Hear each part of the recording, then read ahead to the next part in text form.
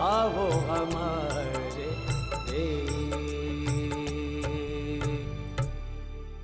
तू बोल छोरी, कौन है तू? अरे बता। अरे हमारी बात का जवाब क्यों नहीं दे रही? कौन है तू? चल अच्छे से, सारी खबर तो मैं सबके सामने पूछूंगी। चल। मासा काहे हो गए हो? और आप इतनी रात गए अठे क्यों आई हैं? पहले मारे सवाल का जवाब दे। कौन है ये छोरी? और इतनी रात गए मारे पोते रणवीर के बिस्तर पे क्यों बैठी थी? और रणवीर की बिंदड़ी रुक भी कटे। मासा आप शांत हो जाइए। पता नहीं ये छोरी रणवीर के बिस्तर पर कैसे बैठ गई, पर ये घर की नई दासी है। ये दासी है? ये दासी लागे है तने? अरे रुक्मी के सारे गहने पहनकर बैठी है। चल चल कमल, जाओ रुक्मी को बुला के ले आओ। कटे है वो? रुक्मी कटे थी तू? देख, ये नई दासी ने थारे सारे गहने पहन रखे हैं। दादी साहब ये रुक्मणी के गांव से आई है मासा। रुक्मणी के पिता मदन सिंह जी ने रुक्मणी का खास ख्याल रखने के लिए इसे आज ही गांव से भेजियो है।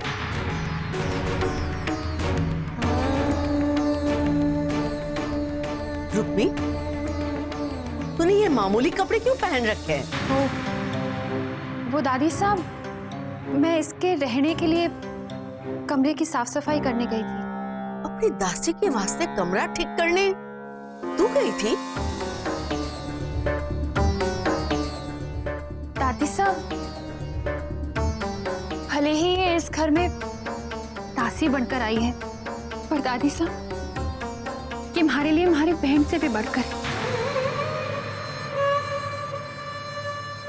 मैं आपसे माफी मांगू। मैंने इसे अपने गहने दिए और कहा कि जब तक मैं इसके लिए कमरा ना तैयार कर लूं, तब तक ये अठे ही बैठे। इसमें इसका कोई दोष ना है दादी साहब। देख रुक्मी, होगा थारा दिल बहुत बड़ा, पर अपनी सहेली तो क्या, अपनी सगी बहन को भी ये अधिकार देने का थारे को कोई हक ना है कि थारी गैर हाजिरी में वो थारे गहने पहने थारे बिस्तर पर बैठे। अरे रणवीर आ जाता तो क्या कहता?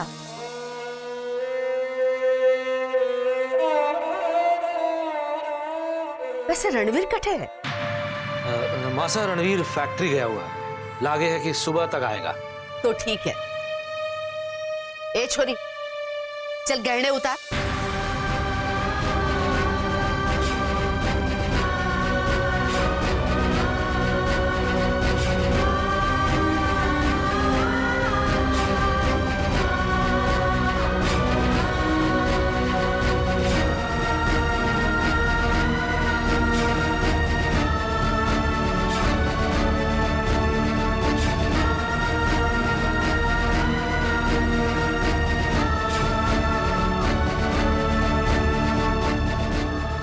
कमल, उसे नौकरों वाला कमरा दिखा दो।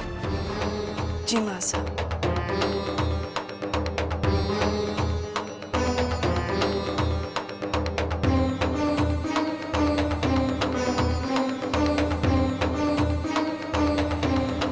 मां साहब आप भी चलो, मैं आपको आपके कमरे तक छोड़कर आती हूँ। नहीं, पहले बिंदड़ी को अपने कपड़े और गहने पहनने दो और तुम सब जाओ अठे से।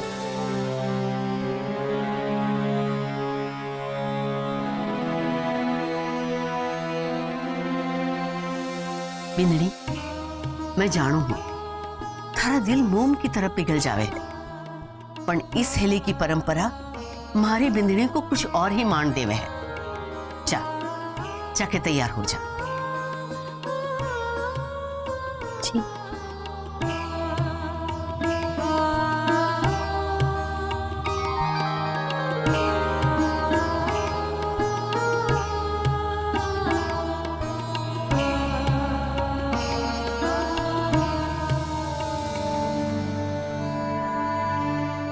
मैं रसाल ने तो समझा कर आई हूँ, पर अगर रणबीर ने वहां पहुंचकर देखा तो। भाई साहब क्या करें? मेघ बीमारी भी समझ में नहीं आ रहा क्या करें। हमारे को एक बात सूझ रही है। बोलो। अब मासा के सामने ना रुक्मी को नौकरानी बनाकर रख सकते हैं और ना रसाल को इस घर की बींदनी। रास्ता बताओ, क्या बोलना चाहती हो? हम मासा को कहीं भेज देते हैं। कठे वृद्धाश्रम में? नाम मारे कहने का इस उम्र जबकि मासा की तबीयत ठीक नहीं रहती, उन्हें अपने पास रखकर उनकी सेवा करने की बजाय अपने से दूर कहीं भेज दें। लेकिन भाई साहब कुछ तो करना पड़ेगा, वरना मासा से ये बात छिपानी बड़ी मुश्किल हो जाएगी कि रुक्मिणी नहीं रसाल रणवीर की बींदनी है। अब मारे को तो एक ही रास्ता नजर आ गया, गायत्री को यह जिम्मेदारी दे दी जाए कि वो 24 घंटे मासा के साथ ही रहे। आप चाहो कि गायत्री जीजी अब मासा के कमरे में रहना शुरू कर दें? ताकि वो हमेशा हमें मासा के बारे में सतर्क कर सके। यही ठीक रहेगा। इस तरह मासा ज्यादातर अपने कमरे में गायत्री के साथ रुक सकेंगे और गायत्री को भी हमारे इस काम में सहयोग देने का मौका मिल जाएगा। और ऐसे में रुक्मिणी जितनी देर चाहे मासा के साथ रुक सके। ठीक कह रहे हैं भाई साहब। रुक्मिणी जब उनकी नजर के सामने रहेगी तो उन्हें भी कमरे से बाहर निकलने की कोई वजह नहीं मिलेगी।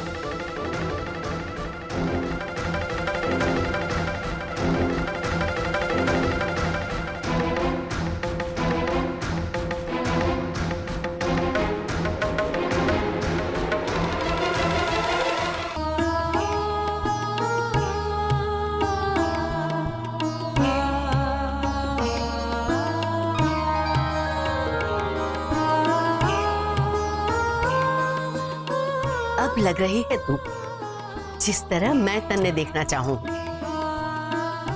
एक सवाल पूछूं थारे से? जी पूछिए दादी साहब। कहीं ऐसा तो ना है ना कि रणवीर थारे को हमारे अन्न न खाने की हट की वजह से ही लेकर आए हुए? दादी साहब, ये तुम्हारा सौभाग्य है जो इस घर में आप जैसी देवी माँ का वास है और जिसकी सेवा करने का मौका हमारे को मिले हुए। मासा, अब आप चलिए और अपने कमरे में जाकर सो जाइए, घनी रात हो चुकी है। चलती हूँ, पहले मैंने एक बात का जवाब दे दो। हाँ पूछिए ना। रणवीर फैक्ट्री में ही है ना? हाँ मासा, आप तो जानते हो हमारा बेटा बिजनेस में हमेशा कितना ध्यान देता है। बस आपने अचानक ये सवाल क्यों किया? क्योंकि मारे को भी लगने लगा है कि रणवीर में अचानक बदलाव आ गया है। कहीं वो बिजनेस के नाम पर अपने भाई दीप सिंह के नक्शे कदम पर तो नहीं चलने लगा? मासा,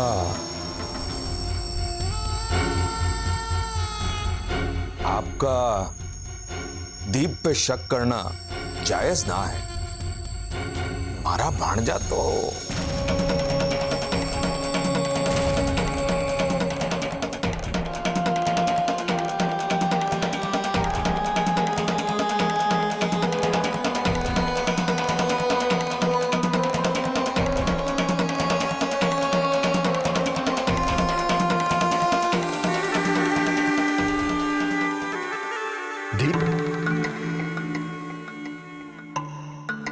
बड़ी मुश्किल से इसे यहाँ ले आया हूँ।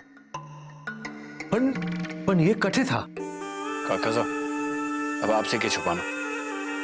रणवीर नाचने वाली कालबेलियों के चक्कर में फंस गया।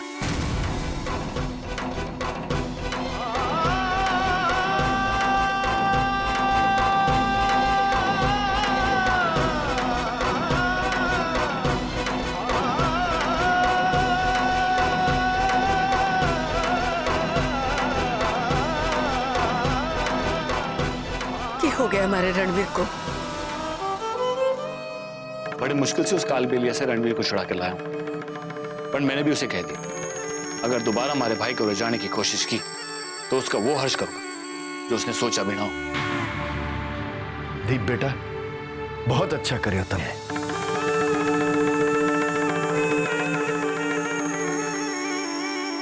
दीप बेटा, तू इतना बदल गयो है और मैं थारे बारे में के बोल गई। अरे दादी साहब, आप मन्ने शर्मिंदा कर रहे हो।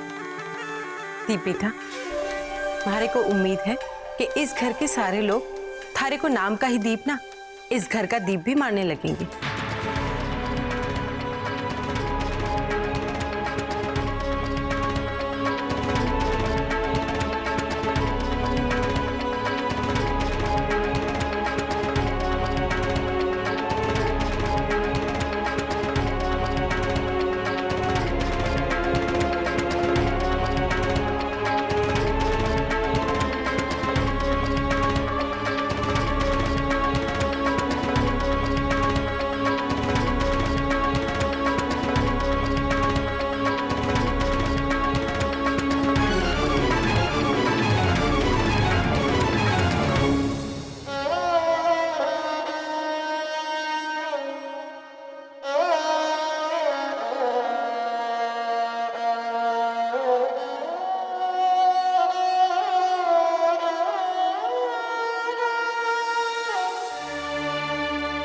आज शर्म से मारा सर झुक गया। क्या करते हो रणबीर ने? रणबीर ने कियो है कि मारा छोरा रणबीर के साथ कर दियो गयो है। क्या बोल रही हो? गलत ना बोल रही हूं मैं। घर की मान मर्यादा के नाम पर मारे छोरे की जिंदगी दाव पर लगा दी आप रे बड़े भाई साहब ने, और आप भी उनकी हाँ में हाँ मिलाते रहे। कमल, अब कुछ ना बोलोगी तुम? क्यों ना बोलूंगी मैं? वो चंचल अपने छोरे दीप री छाती चौड़ी करने को एक मौका भी नहीं गवाती है, जबकि सब जाने हैं उनकी करतूतें। और आपके भाई साहब वो कौन सा कम है? गायत्री जीजी को अलग करके चंचल से ब्याह कर लिया और परंपरा को नाम पर मुंह दिखाई की झूठी रस्म वास्ते मारे छोरे को मजबूर करके उसका दूसरा ब्याह कर दियो, जिससे आज मारे रणबीर की ये हालत है। फिर भी आप कहते हैं कि मैं कुछ ना बोलूं। ठीक है, तो आप देख लेना अपने छोरे रणबीर का हाल। उसे मासा की नजरों में गिराने के बाद ये दीप सिर पर चढ़ के ना बोला तो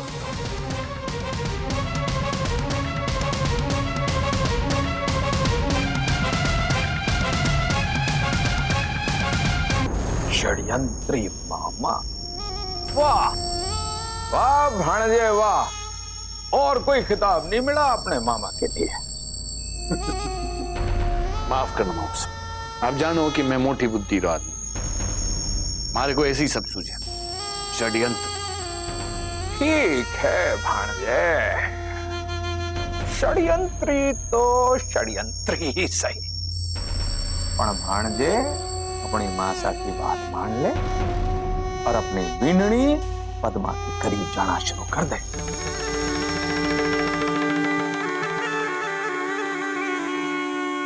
मारे को क्या करना होगा? जल्दी से इस हवेली को एक वारिस दे दे।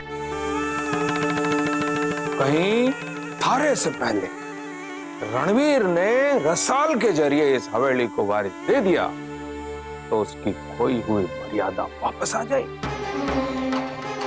और फिर पद्मा को एक बार बच्चा हो गया तो वो थारे से कोई शिकायत ना करे।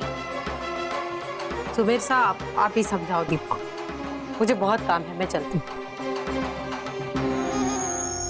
जा भाणजे, और अपनी मासा की बात मान ले और अपनी बीननी का दिल जीतने की कोशिश कर। इसी में थारी भलाई है, समझो। लेट्स गो।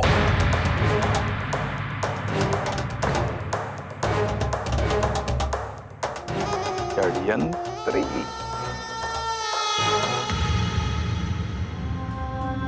तो आप यही चाहोगे ना कि मैं 24 घंटे मासा के साथ रहूं? हाँ, मासा थारी बात माने है और रुक्मणी भी मासा को यहीं आकर मिल लिया करेगी। जरूरत पड़ने पर मासा के कमरे में आने से पहले मारे को खबर कर दिया करो। इसी तरह थारा भी एक कमरे में बंद रहने की बजाय हवेली के काम में शामिल होना हो जाएगा। वही होगा जो आप चाहो।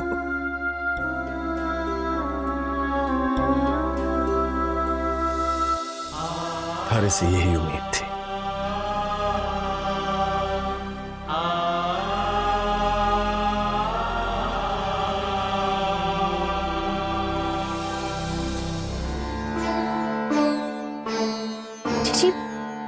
गई थी आप? दादी सा को सुला कर आई हूँ। जा, तू कुंवर सा के पास जा। ना, मैं ना जाऊंगी। फिर कोई आवेगा और फिर रसाल कुंवर साहब शराब के नशे में दूध लौटे हुए। शराब के नशे में दूध लौटे तो मारी बला से। मैं ना जाऊंगी। देख रसाल, जो कुछ भी होना था हो गया है। इस वक्त थारा कुंवर सा के पास होना बहुत जरूरी है रसाल। क्या बोली थी मैं थारे से? और तूने भी मारे को वचन दिया था ना? जी जा रसाल, कुंवर सा की हालत बहुत खराब है। चलो चल। ना जीजी।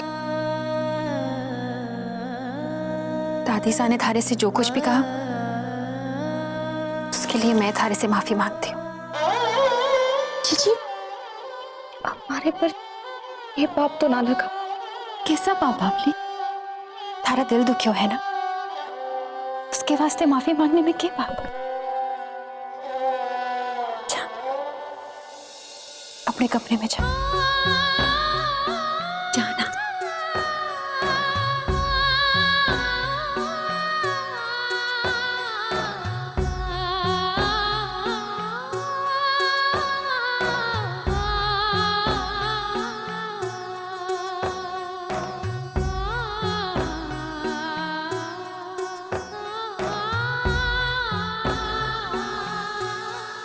अगर नहीं जाऊंगा, नहीं जाऊंगा।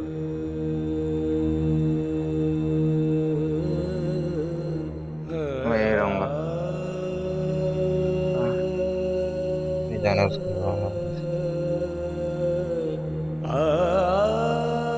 अगर नहीं जाऊंगा, नहीं जाऊंगा। भाई साहब मुझे छोड़ दीजिए। संभालिए अपने आप को।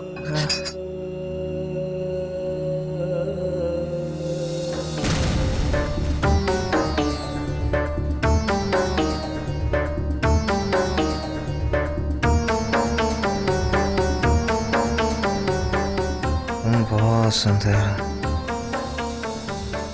तुम्हारे चेहरे पर कोई दाग नहीं है, कोई दाग नहीं है तुम्हारे चेहरे पर। मेरे पास बैठो।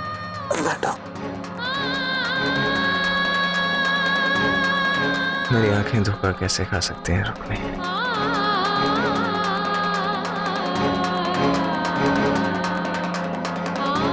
तुम मेरी कल्पना हो, जिंदगी की तस्वीर हो तुम। बहुत प्यार करता हूँ मैं तुमसे, बहुत। I love you Rukmi, I love you, I love you।